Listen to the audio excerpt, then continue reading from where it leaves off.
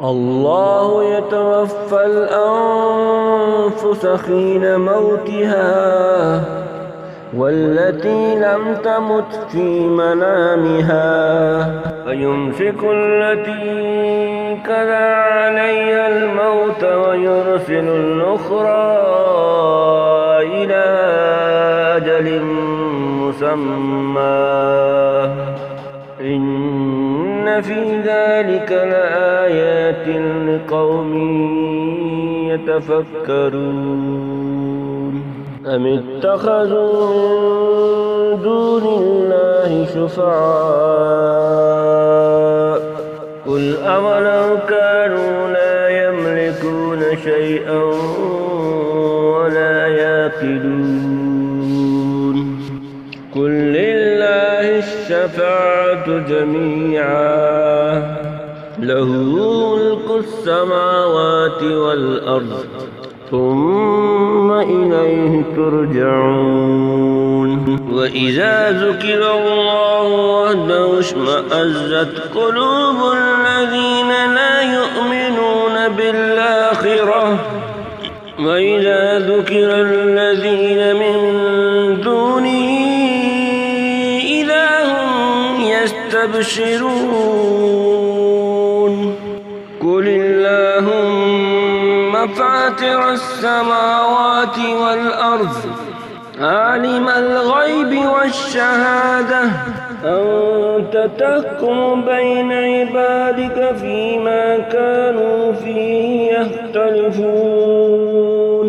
ولو أن للذين ظلموا ما في الأرض جميعا ومثله معه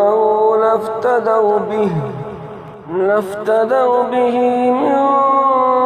سوء العذاب يوم القيامة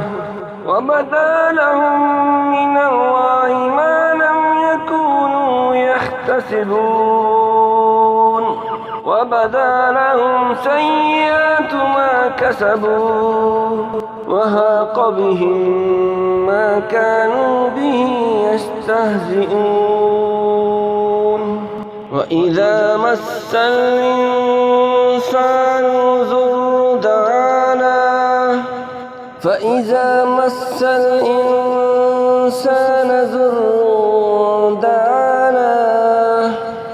ثم إذا خولناه نعمة منا قال إنما أوتيته على علم بل هي فتنة ولكن أكثرهم لا يعلمون قد قالها الذين من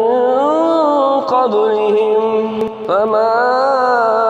أغنى عنهم ما كانوا يكسبون